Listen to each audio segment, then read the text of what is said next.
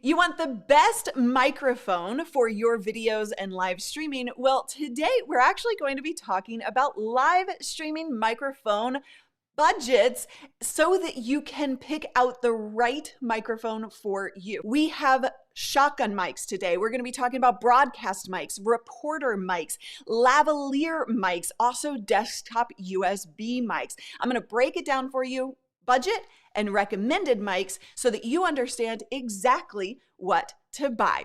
So first and foremost, let's talk about shotgun mics. Now, shotgun mics, in a budget scenario, you're actually going to look at the Rode VideoMic Go. Now, this Rode VideoMic Go is $85, so it's very inexpensive, and it's great for in studio or on the go. So if you need that little flexibility, then you have it. At $349 is the Rode NTG4 Plus. That is what I'm using right now. Keep in mind that there is a 4 and a 4 Plus. And the only difference between the 4 and the 4 Plus is that the Plus also has a battery. It can hold, or it can go for up to 150 hours. 150 hours on that battery. And so it doesn't require phantom power. So this is a fantastic studio mic.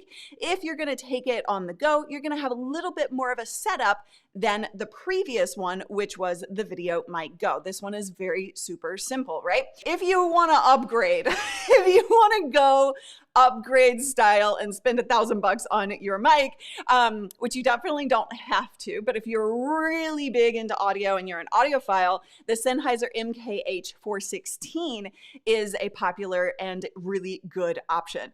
And remember, shotgun mics are very directional, right? So that you're having them point directly at your mouth. They reject noise from the side. So shotgun mics can be very, very good for a lot of different situations in studio, as well as in, on location type of streams. So the next section of mics that we're going to look at are broadcast mics. Broadcast mics look like this. They're the radio mics that you see, and this is not mounted to the desk, but you see them in radio stations, right? They're really like up close. They're in the shot. You're going to have probably the best audio with a broadcast mic, but if you don't want it in the shot, then you're not going to use a broadcast mic. They typically mount to your desk, come in with a boom arm right above or below you. Let's take a look. So this, the AT2035, is our budget mic choice. It is a condenser mic, and it's $150. So it's going to offer you really good audio for a lower budget. Then we go to the PR40. That's what you saw me holding just a second. Now this is a dynamic mic at $329. And the PR40 is a very reliable mic. Now this is a very popular mic as well. A lot of people love this mic. It weighs 2.2 pounds. So keep that in mind. I'm going to give you on all the broadcast mics, I'm going to tell you how much they weigh, because you are putting them on that arm. And the heavier the mic is, it can actually kind of like, if you don't have a really good arm, it can kind of drag that down a little bit. But the PR40s are built like a tank at only 2.2 pounds. Now, the PR40s do not have a proximity effect. What the proximity effect is when you, the closer you get to the mic, the voice or the bassiness changes, right? So it gets bassier or richer as you get closer to the mic. And so this doesn't actually have a proximity effect. And so whether you're here, or a little bit further away, it's not going to change that much. So that may be a pro, that may be a con to you. You need to decide for your personal choice. Now, you also are going to want to use a preamp like Cloudlifter for this particular mic. Now, let's go on to the next one, the Shure SM7B. This is a vocal dynamic microphone at $399. So we're going a little higher in price right now at $399. The Shure SM7B, it's been around the longest. It's a very solid mic. It weighs 2.7 pounds, and you're going to want to use a preamp booster like the Cloudlifter with this as well. It does have a proximity effect. So the closer you get that mic to your mouth, the more rich it's going to sound. It's going to come out with that bassier sound. The third option, now we did jump down to $392 here, but it's on sale at the moment. So if you grab it now, but typically that price is $450. That's why I have it last in this setup. But the Electro Voice RE20 is only £1.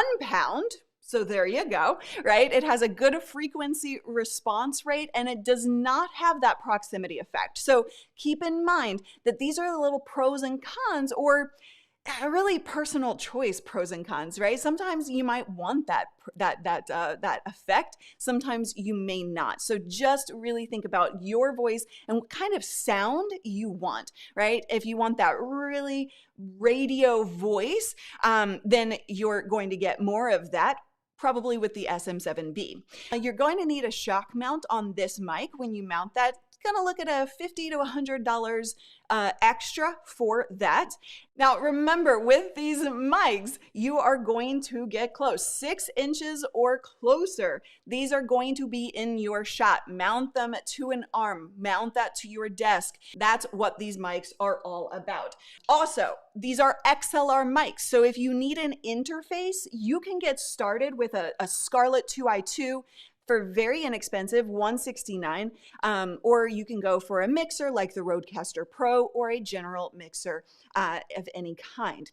So next up, we have reporter mics. Now, reporter mics are what we call handheld mics, right? So if you're in an event or at an event, or you're on location, you have a 2-person interview that you're doing, things like that, these reporter mics are going to be a really solid option for you. We actually have a whole video that helps you determine what type of mic is right for your situation. So I want you to click on that link in the description. Make sure that you're buying the right mic for your situation, and this buying guide helps you put those 2 pieces of information together, right? So with the reporter mic, we have the Shure VP64A. This is omnidirectional, meaning it's going to pick up a lot. It's going to pick up from all sides.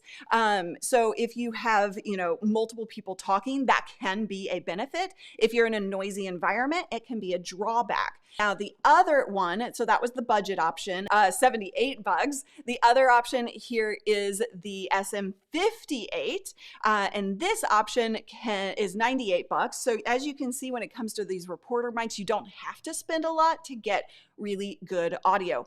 Or you do have the Rode reporter mic. If you're a Rode fan, as I am, this is $129. Next up is the lavalier mics. Now, these are often called lav mics, right? So lav mics are the little lapels that actually go onto they clip onto your shirt, whatever you're wearing, your jacket, your shirt, and you're gonna route that audio through your clothes, and these are wireless, okay? The Rode Wireless Go at $193. Now they look blocky, right? So you can actually attach a wireless or a lapel to this. So you're going to have a wire going from the transmitter, and you're going to clip that. Now with the Ceremonic Blink 500s, this is actually very clippable right up if you're wearing a pretty solid jacket or shirt. These are a little heavier than the lav mic itself, right? The little tiny thing, but you can clip it. But again, you can actually attach a lavalier mic to this. You don't have to clip it. So you have the options with this one, and this is $299. Desktop USB mics. So if you do not want your mic in the shot like the broadcast mics, then you're looking at something like the Rode NT USB Mini. So this is the Rode NT USB Mini, really good solid mic, only $99.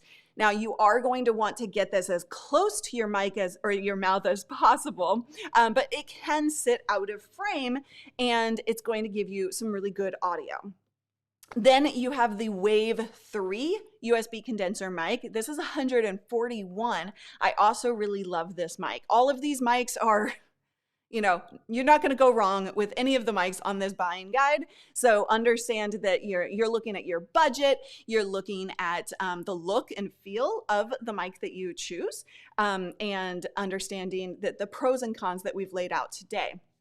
You also have the big brother to the Mini, which is just the NT USB at $169. So it's going to be a bit of a better quality audio there, but you know, 99 versus 169.